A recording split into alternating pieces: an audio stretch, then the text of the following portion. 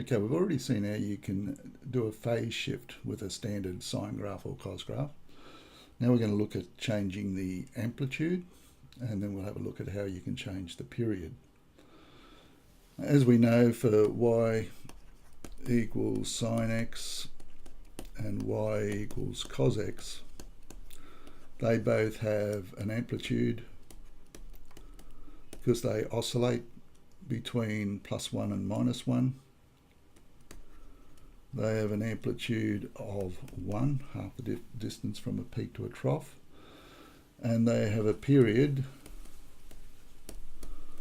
of 360 degrees, or 2 pi if we're in circular measure or radian measure. So that's our basic y equals sine x. So let's look at how we can change the amplitude, and that's quite easy. To do that, all we've got to do is to put a coefficient in front of the sine or cos, and that will change the amplitude. So y equals 3 sine x will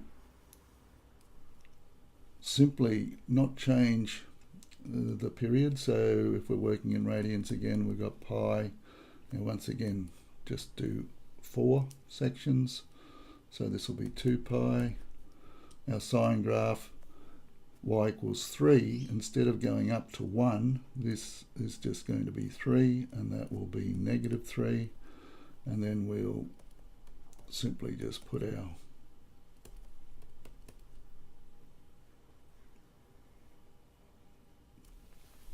and likewise for cos. So instead of cos, as you know, starts on the y-axis up here at 1, 3 cos would start up there at 3. Or in this case here, you would start up here and just go down and come back up to 3, or if it was 5 or whatever. Okay, so that's how you change the amplitude. Another thing you should be aware of is if there's a negative in front of this, say we'll do the sine as well. So if it was y equals -3 sine x.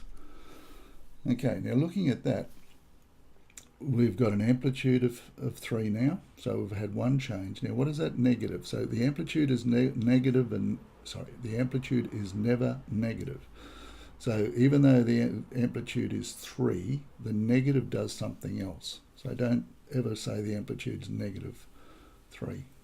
It's always, amplitude's always positive, and the negative does something else to the graph. Cast your mind back to quadratics. If you had y equals x squared and y equals -x squared, what does it do? Well, it puts a mirror image in the x-axis. Well, that's exactly what it does in this as well. So try and hang all new knowledge on something you already know about. So the negative means that now if this is reflected in the x-axis, so this is like a mirror. So this is going to come downstairs, this up downstairs will go upstairs.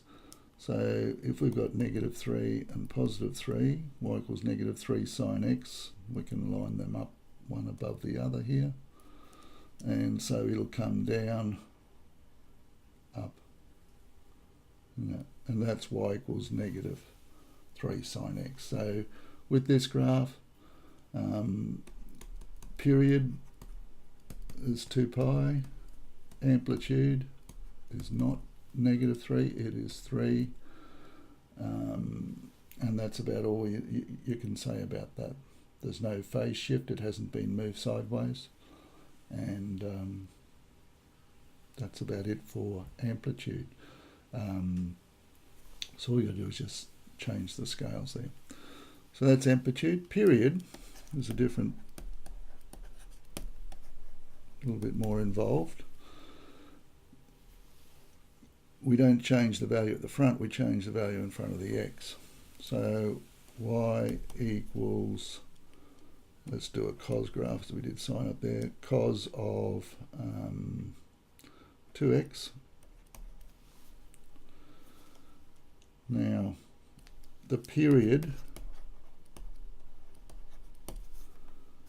is given by 2 pi divided by the coefficient of x. Now, we're going to use capital B. I'm going to give you a general rule for sine and cos a little bit later, and I'm going to use B as the coefficient of x. So it is 2 pi over B. So whatever the number is in front of the x, we're going to call that B just for a rule. 2 pi over B. So in this case it's 2 pi and my B value is 2. So it's equal to pi. So by putting a number greater than 1 there, we're actually shortening the period. So recall that the original period of standard sine cos graphs are 2 pi. Well, now we're going to have a period of pi. So when you go to sketch this, so we're doing a cos graph, so you just do out to there. Now it doesn't matter where you stop.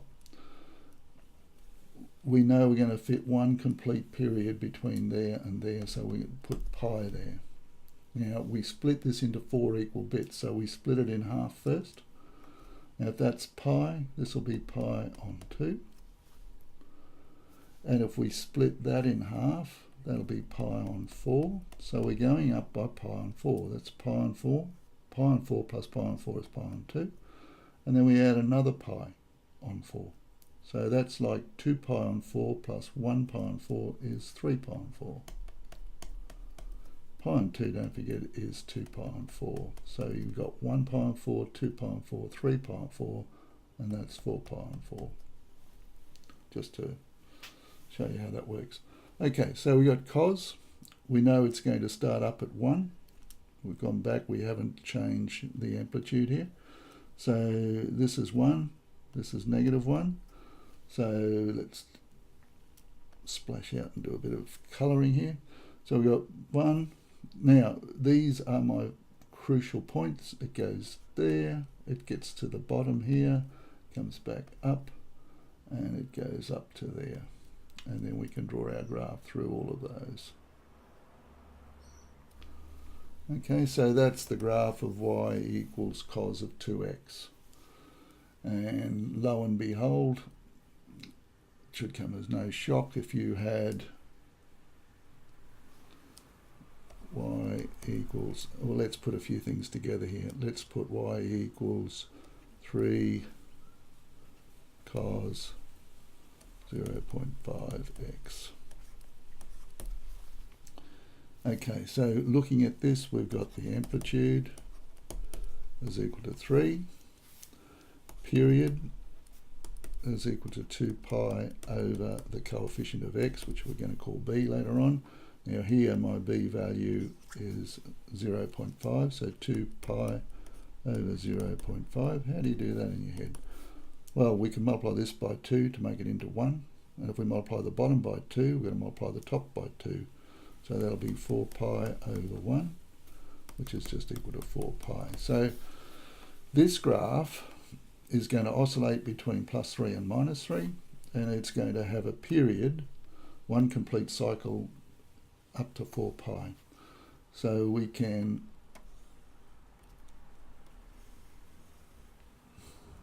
doesn't matter where you go, it doesn't have to line up with what we've got above there. So mark out somewhere over here 4 pi. Half of that is 2 pi.